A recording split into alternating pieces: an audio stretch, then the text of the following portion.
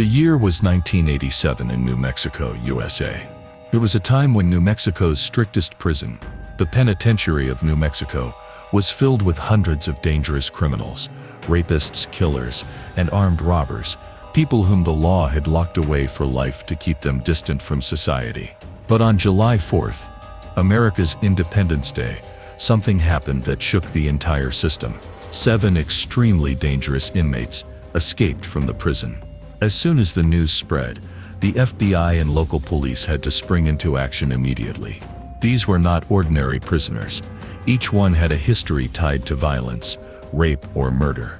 Their being outside was not only a challenge to the law, but a direct threat to ordinary people. For them, it was a terror they might never forget. The North Unit of that prison, built outside of the town of Navajo, New Mexico, was considered a level 6 security facility. This was where the state's most dangerous criminals were kept: armed robbers, rapists, and murderers. Among them was William Gilbert, a convicted killer. He had been assigned cleaning duties in his block. But on July 4, 1987, which for the country was Independence Day, it also became an opportunity for freedom for Gilbert. He forcefully opened the control room door and freed 6 other inmates. Now all 7 were together in the control room, the most important area inside the prison, from where doors to the cells and even alarms were controlled. Gilbert also had a gun. After that, they took the emergency stairs up to the roof. They held a guard hostage. On the roof, they searched for a corner from where they could jump down and make their escape. When they found the point where the roof ended and the prison fence began, they seized the chance. As soon as they descended, they handcuffed the guard to a fence and disappeared into the darkness without making a sound. A short while later, the guard somehow freed himself and ran for help. When prison authorities learned of this, pandemonium swept the whole system. The question arose, how did a gun get inside the prison, and how did they cross the entire unit's security in just 2 minutes? Investigations revealed that due to budget cuts, there was no guard in that tower at the time to properly monitor the roof and outer fencing. Even the security sensors on the roof were turned off. Now the confusion was whether all this was something the prisoners already knew, or if it was a dangerous coincidence. All answers to these questions will come in today's true crime story. But before we begin, if you like our true crime series, please like the video, leave your feedback in the comments, and don't forget to subscribe to the channel. With your support, we can bring better cases to you. The prison was immediately put into lockdown. Search operations began everywhere. First, the entire area around the prison was scanned. Only about 15 minutes had passed since the inmates had left the prison, so the warden called the New Mexico State Police at once. Orders were given. All roads should be sealed and every police officer kept on alert. By then it was not even clear how many inmates had escaped. Therefore, the guards started an emergency head count. Once the counting was complete, it was discovered that 7 inmates were missing, and this was the very unit that housed the prison's most dangerous criminal. After that, the entire prison complex was checked to confirm that no one was hiding inside. But the 7 inmates were nowhere to be found. Local police and sheriff's departments were sent the photos and full details of the 7 escapees. Alerts were issued in every district warning that these 7 people were extremely dangerous, and that the public should stay away from them. Former Lieutenant Mark Radosevic says, "We had to do 3 things at once: an investigation plan, a public alert plan, and an arrest operation, and we had to do all of it immediately, because even a slight delay could be very costly. If the police did not act quickly, the consequences could be very dangerous." The prison was only 14 miles from the city of Santa Fe, and there were many residential areas nearby. Officers feared that these escaped inmates could do anything. When the prison staff identified the 7 escapees, the photos became even more terrifying. William Gilbert was a man who had murdered 4 people. He had initially been sentenced to death, but when New Mexico abolished the death penalty in 1986, his sentence was commuted to life imprisonment. James Kislow was a serial rapist and killer who had received 3 life sentences at the age of just 22. David Gallegos was serving time for armed robbery. Robert Davis had once been a police officer but later became an armed robber himself. John Schmidt, Hector Torres, and Michael Romero were all dangerous and violent criminals who had been given long sentences. As soon as the New Mexico State Police took over the case, Everyone realized this was no trivial escape. Deputy Warden Keith Norwood clearly stated, "These are all serving life sentences. They have nothing left to lose, and if they are outside among the public, the situation could get much worse." The first 48 hours to capture an escaped inmate are considered the most crucial. If they are not caught in time, their chances of remaining free increase significantly. As minutes turned into hours, the search area expanded. Now a radius of 10 miles was covered by search operation. Carlos Maldonado, who was then a criminal investigator with the state police, says, "We collected the clothes from each escapee's cell and handed them over to the dog handlers. The dogs started searching around the prison based on the scent from those clothes. The question now was whether the 7 were still hiding nearby, or if they had already gone far from the town. The entire law enforcement team was under enormous pressure." One officer said, "This was one of the most intense and exhausting search operations of my career." As time passed, the search operations intensified. Some teams were patrolling the area on 3-wheeled ATV vehicles. Some officers were on horseback, and every possible method was used to locate each inmate. The state police also had a helicopter in the air equipped with an FLIR camera, the forward-looking infrared, a special infrared camera that can detect body heat rising from the ground. Coordination between the helicopter and ground teams was so good that if any movement or location was detected, the team would act immediately. Wherever there was any possibility that an inmate might be hiding there, tactical teams were sent to those locations, while other teams were searching house to house. Every door in the areas surrounding the prison was being knocked on. Meanwhile, some teams were also following the tips and calls coming from the public. Someone had been seen near the prison. One person said it looked like someone was hiding in the bushes. Every call was being treated seriously. The canine units, specially trained dogs, managed to pick up a trail. They followed the escapee's scent and tracked it all the way to Interstate 25. But there the trail suddenly ended. No smell, no trace. That was a bad sign for the police. Many officers believed that if they could get a gun inside the prison, they might also have arranged a getaway vehicle beforehand.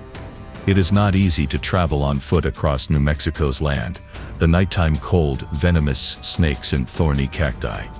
In such conditions, no one can walk very far. The corrections department, state police, and sheriff's departments were already ready. They had some predefined roadblocks in place, so that in such an emergency, roads could be shut down immediately. Now police officers were being called in from across New Mexico so every road and highway could be blocked.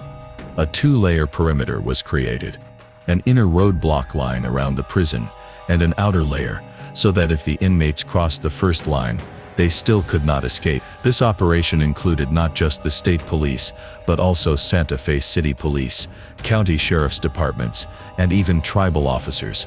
Tesuque, Sandiego, Santogo, and Saclara tribal forces took positions as well. Even cadets who were training at the New Mexico Law Enforcement Academy at that time were called in for duty. The pressure on the police intensified because if these 7 inmates hid in residential areas, anyone's life could be at risk.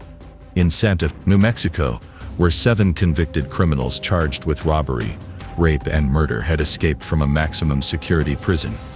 The most dangerous and the mastermind among them was considered to be William Gilbert, a man who had killed 4 people, and whom the governor had commuted from death to life imprisonment just 7 months earlier.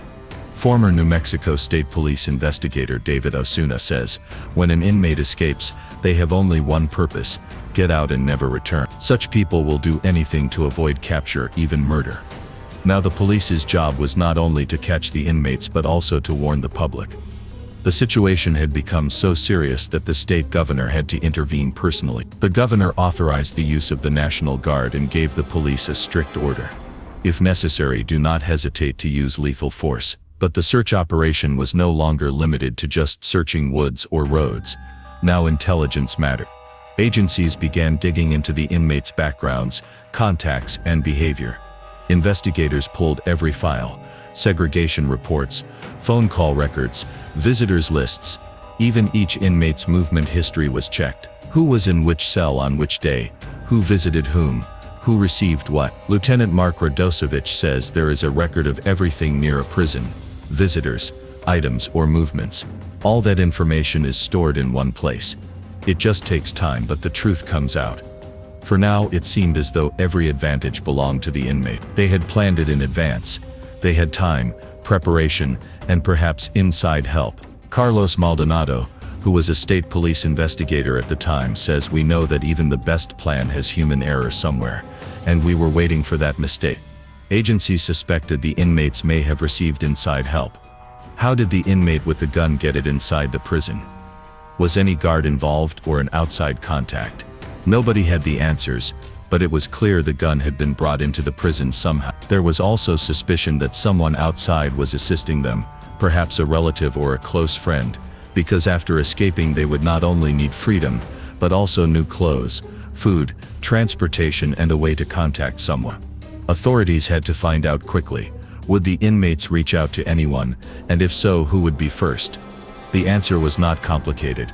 Family members usually come forward first. Police compiled a long list of everyone who had ever had any connection with any of the escaped inmates, who visited, who interacted most, who frequently went to whom. Every detail was documented. The target was to expand the search area to the maximum, but not so much that all resources would be wasted with no results. This had become a massive operation.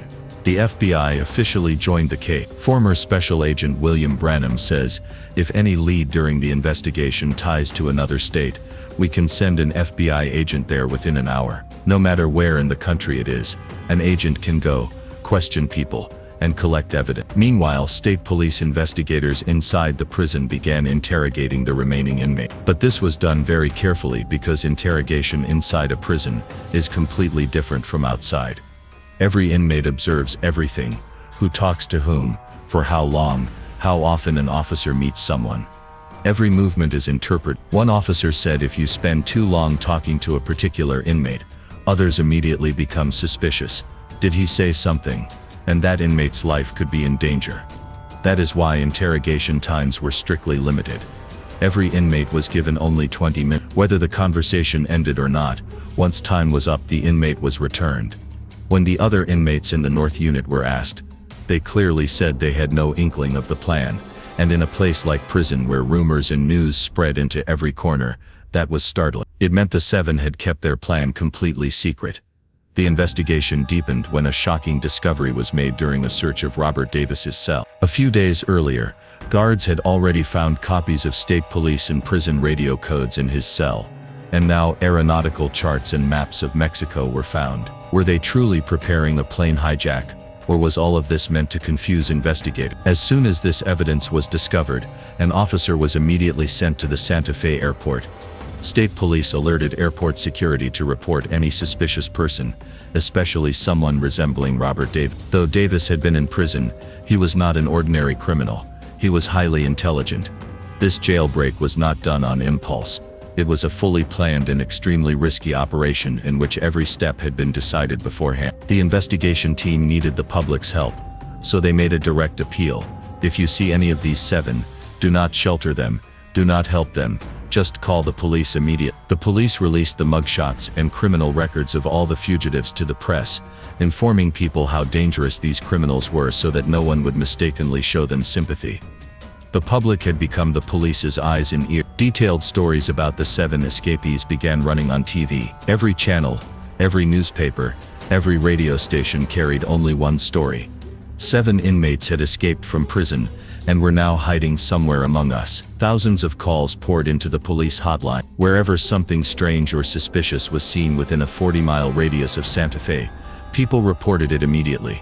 Investigators verified each tip and simultaneously blocked every route through which an inmate might leave the state. Santa Fe was completely locked down. From the governor to ordinary citizens, the entire state was terrified by the incident. A single fear settled in every home, that someone might force the door open at night or harm a family. Officials believed the 7 were still in the vicinity of Santa Fe and had not yet crossed the police perimeter. 2 days later, a local homeowner reported a break-in. When police arrived, they found a prison jumpsuit. From that single clue it became clear.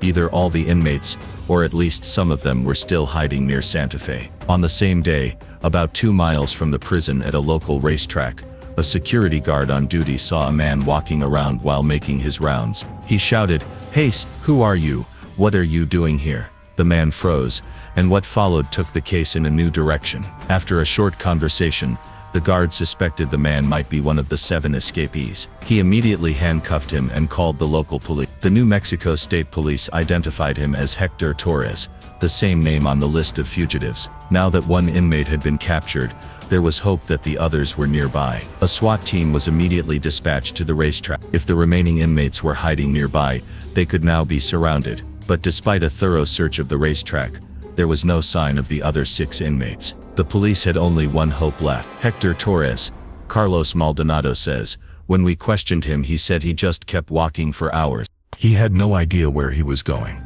Exhausted and broken, he eventually ended up back near the same prison he had escaped from. Torres said he had no knowledge of the jailbreak plan. He simply decided to escape when he saw the opportunity.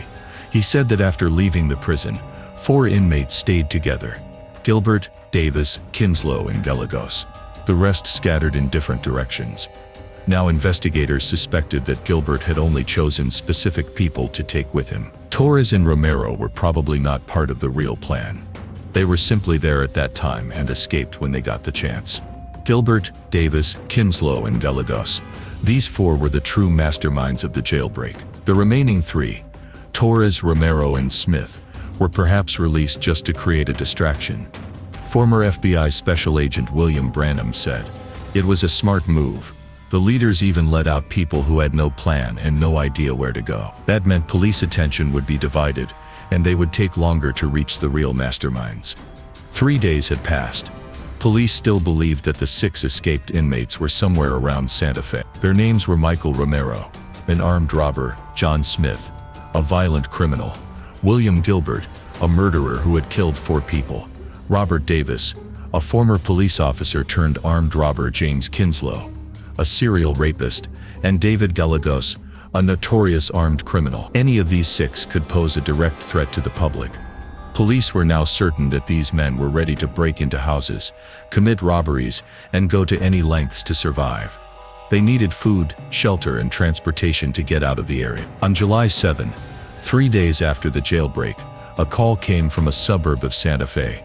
A girl was babysitting her young cousin when she noticed a stranger approaching her house. Santa Fe was already living under fear, and she felt the same terror. She immediately called the police and reported that a suspicious person was coming toward her home. The police rushed to the scene, but by the time they arrived, the man had already left, taking only a loaf of bread. No attack, no break-in, just a loaf of bread. But even this small incident confirmed a much larger fear. The police asked the girl if she could identify the man. Without hesitation, she confirmed his identity: David Gallegos, a dangerous escaped convict. Now that it was clear Gallegos was still somewhere near Santa Fe, the police acted immediately. SWAT teams were deployed throughout the area. Every house, every corner was searched. Not a single home within a 1-mile radius was left unchecked. But Gallegos and the remaining escaped inmates were nowhere to be found. This call made one thing clear: the inmates were changing their clothes and identities. Their goal was to blend into the crowd so no one could recognize them. Maybe they would walk into a restaurant, or maybe they would try to get out of the city. The next day, about 85 miles from Santa Fe, another suspicious activity was reported. A highway patrol officer saw a flatbed truck that looked unusual from behind. The officer stopped the truck, and when he checked the back, he found a man hiding there. "Slowly come down. Keep your hands up. Sit down." The entire scene was captured on camera, and thanks to the officer's alertness, another escaped inmate was caught. This time it was Robert Davis, a former police officer who had turned into an armed robber. The New Mexico State Police immediately began interrogating him, and Davis turned out to be the turning point of the entire case. He revealed when the whole plan began, what role each man played, and where the remaining inmates might be hiding now. According to Davis, Gilbert, Kinslow, and Gallegos were still together, and as the police had already suspected, a relative of David Gallegos was helping them. The plan was simple. First, they would hide in a storage unit in Santa Fe until the roadblocks were removed. Then, that relative would take them to Albuquerque, and from there the 3 would prepare to flee to California. Former Lieutenant Mark Radosevic said, "We knew that Davis's information couldn't be 100% accurate, but the details he gave seemed mostly credible." As soon as they learned that the 3 might be preparing to cross the state border, The New Mexico police immediately contacted the FBI. Now the case had entered federal jurisdiction. The FBI filed a UFAC complaint against the three. Unlawful flight to avoid confinement. Under this law, the FBI could now arrest them anywhere in the country. The FBI spread its net across the United States. Every agent was put on alert. This was no longer just a New Mexico search. It had become a national manhunt. Meanwhile, the New Mexico police were working on another crucial lead. The storage unit Davis had mentioned. He had said that it was rented under a fake name. Now agents and police teams began searching every storage facility around Santa Fe Airport. Every name, every address, every record was checked. Somewhere, hidden in a corner of the city, Gilbert, Kinslow, and Gallegos could still be hiding. Police and the FBI started identifying everyone who was closest to these three.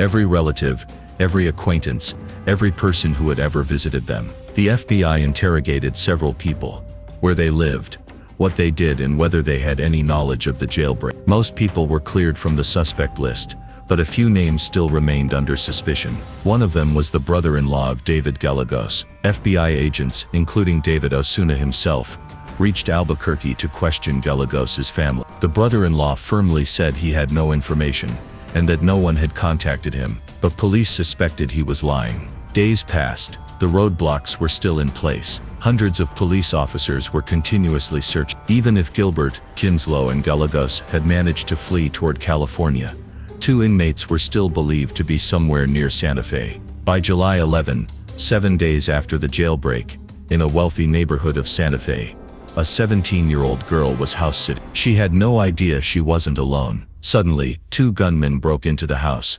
They demanded her car keys and fled in her vehicle. The girl somehow managed to stay calm and immediately informed the Santa Fe police. Within moments, officers arrived at the scene, and just then, one of them spotted the stolen car coming straight toward him. The officer turned his vehicle, and both cars collided violently. This was no ordinary accident. The crash was severe. Survival seemed impossible, but fate had other plans. From that crash, Michael Romero was captured, but John Smith somehow managed to escape. Now Smith was injured, terrified, and probably willing to do anything just to stay free. By now, 3 of the escaped inmates had been caught, while 4 were still on the loose. On the morning of July 11, a Santa Fe resident noticed bloodstains near his garage. He immediately informed the police. It was the same area where Romero had been caught, and Smith had vanished the previous night. Police followed the blood trail, which led directly to that garage. There, hiding inside, they found John Smith. He was arrested near the Gardens Mansion area of downtown Santa Fe. And once again, the entire city was shaken. Now 4 inmates had been captured. The ones still missing were the most dangerous 3. William Gilbert, the murderer of 4 people. James Kinslow, a serial rapist. And David Gallegos, a notorious armed robber. But now, 3 weeks had passed since the jailbreak, and the police were running out of both time and budget. Maintaining roadblocks and keeping hundreds of officers on duty was costing heavily. Finally, a major decision was made. All roadblocks were removed. David Osuna once again interrogated Robert Davis. Davis still insisted. "They're here in Santa Fe, hiding in a storage I'm telling the truth." Now this was the last remaining lead for the police. The FBI and state police together began researching every storage unit in Santa Fe. Then their convoy reached a storage facility near airport. As the investigation progressed, agents discovered that some people had stayed in one of the storage units for quite some time. And when they carefully examined the concrete wall of that unit, they noticed something unusual. There was a small hole found there. The hole was so tiny that perhaps no one would have even noticed it. But through it, the vehicles coming and going and even the conversations of people outside could be heard. The agents had searched this place many times before, but a mistake had been made. Some files were missing. Some cards had been kept in a separate filing cabinet, which the agents had never seen before. Now it was completely clear. Gilbert, Kinslow, and Gallegos were getting outside help. Someone was constantly in contact with them. Now the investigation team adopted a new method: obvious surveillance, where the police would intentionally stand outside the homes of the suspects' relatives, so they would feel pressure and in that tension, make a mistake. The goal was to disturb their mental state, so that they would do something that could provide a lead. At the same time, the police installed pen register devices on the phone lines of selected people, to find out which numbers were making and receiving calls. And one day this technique worked. On day 21, a call came on a specific suspect's phone, which had been made from a motel in Albuquerque. As soon as the call was traced, the FBI and state police agents immediately reached that motel. When they arrived, they showed the front desk clerk the photos of the remaining 3 criminals. The clerk looked at the pictures and said, "Yes, they were here. They just checked out a few minutes ago." Now the FBI and police had a fresh lead, a new location, but very little time. The FBI and police searched the entire area, but by then the 3 had disappeared. Officials had to accept that Gilbert, Kinslow, and Gallegos had probably already left New Mexico. No calls, no tips, no new leads. Now suspicion shifted toward California, because Gallegos had some relatives living there, and Robert Davis had also mentioned California during interrogation. The FBI and local police sent alerts to all police departments and FBI branches in California, warning that the 3 were traveling together and were extremely dangerous. Among them, the most dangerous was considered to be Jimmy Kinslow. He was a cold-hearted killer and rapist, and the agencies feared he might repeat his crimes again. And that fear came true. Now news came from Arizona that Jimmy Kinslow had committed another crime. 3 weeks earlier, 7 prisoners had escaped from jail and made history. Now only 3 were left, and one of them was holding people hostage. In a house in Arizona, Kinslow broke in forcefully, and his first question was, "Is there a gun in the house?" According to former FBI Special Agent William Brennan, Kinslow took several weapons from that house, 4 rifles, a shotgun, and several handguns. Now he was not just dangerous, he was heavily armed. He took the entire family hostage and forced them into a car, saying, "Drive from Flagstaff to Barstow, California." It was a 350-mile journey, and the whole way he kept them under control. Upon reaching Barstow, Kinslow locked the family in a motel room, and 3 hours later he left. But this time he was not alone. He took the couple's 11-year-old daughter with him in their family car. The parents somehow freed themselves and immediately called the Barstow police. "Please hurry. He has taken our daughter." The police instantly contacted the FBI. The situation had become extremely serious. Los Angeles FBI Office Chief Bucky Cox said, "When a criminal escapes, that's one thing. But when he kidnaps an 11-year-old innocent girl, the entire system shakes. There is no case more serious than this." The FBI and local police began searching every street, every road, every motel, and every checkpoint for the van in which Kinslow and the girl were traveling. And then 2 hours later, a miraculous break came. In Garden Grove, California, 115 miles from Barstow, a small girl approached a police car. Crying, she said, "A criminal kidnapped me. He tied up my family and then left me here." She said Kinslow had driven her around for hours and then brought her behind a restaurant and said, "Stay here, I'll come back. If you're not here, I'll find you." But the girl did not get scared. She showed courage and directly went to the road to stop a police car. She told the officers that Jimmy Kinslow had kidnapped her, that he was still driving her father's car, and that he had said over the phone he was going to meet his friends at a trailer park. Now the police had a solid lead. The Garden Grove police immediately began searching the area for the van belonging to the girl's family. It didn't take long, the vehicle was soon found parked on the side of a road. But the police didn't act immediately. They suspected that if someone was still inside, any sudden move could make him escape or harm someone. So they started surveillance from a distance. The FBI SWAT team set up its command post just 2 blocks away in a strip mall. They wanted a position from where they could see everything but remain unseen. Garden Grove detectives continued watching the van, and then suddenly a loud voice came over the radio. The van's lights just turned on. The engine's running. Someone's inside. Everyone had thought the van was empty. But in reality, Jimmy Kinslow had been hiding inside the whole time. Now he was directly in the FBI and police's line of sight. The FBI now had to make a big decision. Should they track Kinslow and see if he met with Gilbert and Gallegos, or should they capture him right now? The FBI made the right call to arrest Kinslow immediately. Garden Grove police and the FBI surrounded the van from all sides. The FBI behind, Garden Grove patrol cars on the sides, and the van in front. There was nowhere left to run. Kinslow had weapons and was a ruthless criminal, so there was fear he might open fire in desperation. But finally, Jimmy Kinslow gave up. "All right, I surrender. He was immediately handcuffed. The FBI and police searched the van, and what they found shocked everyone. Former LA FBI Chief Bucky Cox said, right under the driver's seat was if he had wanted, he could have killed someone in a second. More weapons were found in the back seat: shotguns, rifles, handguns. Kinslow was fully ready for violence. But by sheer luck, no innocent life was lost. The FBI had only one question now: where were Gilbert and Gallegos? At first, Kinslow was completely silent, but agents slowly began to put pressure on him. You've got nothing left to lose. The more you cooperate, the better it'll be for you. And as former FBI agent William Brennan said, there's no loyalty among these kinds of men. Kinslow began to talk. He revealed that William Gilbert and David Gallegos were still hiding in a motel in Garden Grove. He didn't remember the room number, but drew a map of the motel for the agents, showing it was on the second floor. Not only that, Kinslow also told them that a relative of Gallegos was also staying with them and had brought them to the motel. That relative was staying in a separate room on the lower floor, right beneath Gilbert and Gallegos. Now the FBI faced another critical decision. Should they raid the room immediately, or wait for further confirmation? There were many innocent people in the motel, and it was suspected that Gilbert and Gallegos still had weapons. Most dangerously, they had nothing left to loot. The FBI command post just 2 blocks away from the motel was monitoring every second.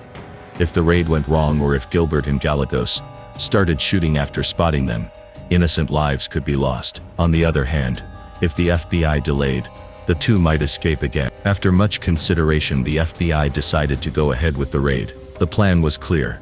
The SWAT team would make a no-knock entry into the upper room where Gilbert and Gallegos were hiding. The lower room where their accomplice was staying would get a knock and announce. At 6:30, the SWAT team went into action. As soon as the flashbang device was thrown into the room, the entire space exploded in noise and bright light. The FBI agents forced entry into room number 2. William Gilbert and David Gallegos were taken into custody within seconds. During the search, the police found 2 sawed-off shotguns, a revolver, and a large quantity of ammunition. These 3 men had thought everything was fine now, but law and technology finally caught them. On July 31st, 27 days later, all 7 criminals were back behind bars. This jailbreak had been planned for months, but to this day it remains a mystery how William Gilbert managed to bring a gun inside the prison. After this incident, a new, more secure prison was built in New Mexico, equipped with modern security features. The hard work of the FBI and New Mexico law enforcement finally paid off.